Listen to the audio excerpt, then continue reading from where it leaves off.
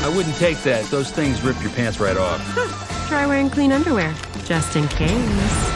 The Bad Guys is Dreamworks' latest animation movie to hit the shows, and so far it has been a major hit. It was released in March and it quickly became one of the highest-grossing movies in its opening weekend, and it made about $24 million in the weekend alone. It has gone on to pull in more than $124 million since its release, and it's estimated to make even more. Safe to say it's been a huge success. The movie follows a bunch of criminal animals known as, well, the bad guys. They're the most notorious criminals and are wanted by the police, but they somehow convince everyone that they want to turn a new leaf and leave their criminal ways behind. And well, let's just say that there are so many twists in the movie that you'll be left at the edge of your seat. So if you haven't seen it yet, I totally recommend that you do. But if you have seen it, then I'm willing to bet you didn't notice some mistakes. I mean, the movie was really good, but it also had its fair share of mistakes that you probably didn't catch. Wanna bet?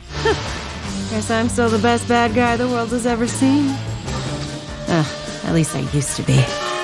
Okay, let's start off with this very simple mistake that you may have caught, and it's the issue of tail wagging. Now, this is just one of the most important aspects of the movie, if not the most important. It's all about how we feel good when we do something nice for other people without expecting something in return. Basically, it says that if we do something without feeling selfish, we will feel so good that our tails will automatically start to wag. Now, this is true, and you probably already know this if you have a dog, but the thing is, there are no dogs in the Bad Guys. The closest thing is wolf, and research has shown that wolves actually wag their tails too. But sharks, snakes, tarantulas, and piranhas do not wag their tails. It doesn't matter how happy they get, their tails simply don't wag, and a tarantula doesn't even have a tail to wag in the first place. The movie was so good that very few people caught this small inaccuracy, but the few people who caught it have suggested that the tail wagging should have been changed to a tingle or something like that, because every animal can feel tingles. But then, to be fair, the producers of the movie illustrating a body tingle is probably way harder than a tail wag, so maybe there was some thought behind this mistake after all. Also, it was kind of funny to see Ms. Tarantula wagging her butt, so this mistake turned out to be worth it. No!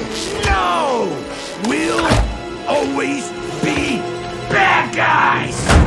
If you think that a shark and a piranha wagging their tails is weird, well, it gets even weirder from here on. Just to give you a bit of a heads up, if you've seen the movie, then you already know that it shows animals and human beings living together in a weird sort of utopia where nobody is scared of each other. Yeah, we all know that this is pretty unlikely to ever happen, but let's just stick to the plot of the movie, okay? Now, one thing we all learned in science class in grade school is that fish live in water. They simply don't have the facilities to survive out of water, and they'll die after being on land for only a few minutes. But somehow Mr. Shark and Mr. Tarantula are an exception to this rule. Throughout the runtime of the Bad Guys, the shark and the piranha are perfectly fine being on land, and not once do they return to their natural habitat, just so they can survive. It would have been so nice for the movie to kind of explain exactly how this is possible, because as far as we know, it's impossible. I think that this is a mistake that Dreamwork never really expected anyone to ask questions about, and honestly, it's not surprising that the studio assumed this. I mean, they already had humans and animals peacefully coexisting. They probably didn't think that anyone would raise questions or notice the plot holes of two aquatic animals being able to live on land. Also, we never really saw other fish in the movie apart from Mr. Shark and Mr. Piranha, so it's safe to assume that they live in the water. And this again raises the question of why Mr. Shark and Mr. Piranha are the only exceptions. Strange, isn't it? And speaking of strange, did we forget something?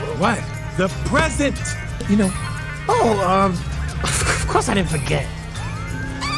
when we met Professor Marmalade, he appeared to be this really sweet guinea pig who only saw the best in other people and wanted to help everyone. I mean, anyone who is going to try to help the bad guys become better people had to be a good person, right? Especially since he took them to his house and tried to personally teach them. But we soon realized that the super sweet guinea pig was not what he seemed to be, and he was in fact the bad guy. This was a major plot twist in the movie because everyone kind of assumed that the bad guys were going to be the villains. Instead, it turned turned out to be the Professor Marmalade. While he was a decent villain, there was something that just didn't feel right, and this is his domination of the other guinea pigs. As you all know, Professor Marmalade wanted to use the guinea pigs as his personal bad guys to rob charity funds. Yeah, your typical selfish villain. But there is one thing about this that doesn't make sense, and that is how Professor is an anthropomorphic guinea pig and the remaining guinea pigs are just guinea pigs. Like the inconsistency about Mr. Shark and Mr. Piranha,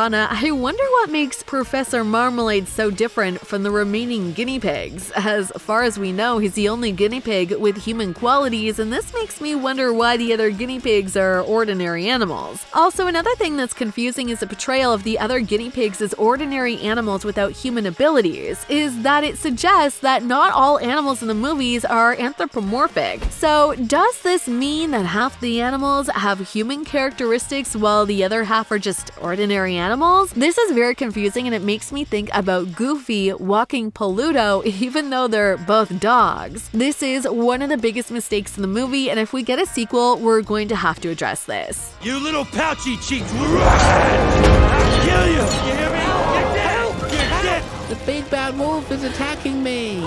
Another big mistake in the movie came at the very end when the gang was trying to get the meteorite away from Professor Marmalade while also trying to rescue Mr. Snake. Now, if you've seen the movie, then you already know that the gang had a fake meteorite all along because Mr. Snake had swapped but the original stone with the fake one. But the gang didn't know this and they managed to steal what they thought was the real meteorite, and instead of getting rid of it before going back to save Mr. Snake, they decided to take it along with them. This wasn't so smart of them because if they had that meteorite, they would have been giving Professor Marmalade even more power. Of course, the reason behind this could be that they're too concerned for their friend to think straight, and this may be true, but it also leads to another major mistake that may just be the biggest mistake in the entire movie. As the movie said, the closer the helmet is to the meteorite, the stronger is the power. But the thing is, since Mr. Snake had switched the meteorite, Professor Marmalade was actually moving away from the real meteorite and towards the fake meteorite that the gang had. So going by that logic, the helmet powers should have been very weak and almost impossible for mind control. So how did the helmet keep working so perfectly? This is one major plot hole and a mistake that we need answers to ASAP. But regardless of these mistakes, The Bad Guys is a really good watch and it's totally worth it. So how many mistakes did you manage to catch? Do you have any explanations for the mistakes that I pointed out? Are there other mistakes that I missed? Don't be shy. Let me know what you think in the comment section below because I love hearing from you guys. In the meantime, I'm gonna need you to go ahead and smash that like button if you enjoyed this video. If you haven't subscribed, then go right ahead and subscribe to get amazing content like this one. And don't forget to turn on notifications so you never miss future updates.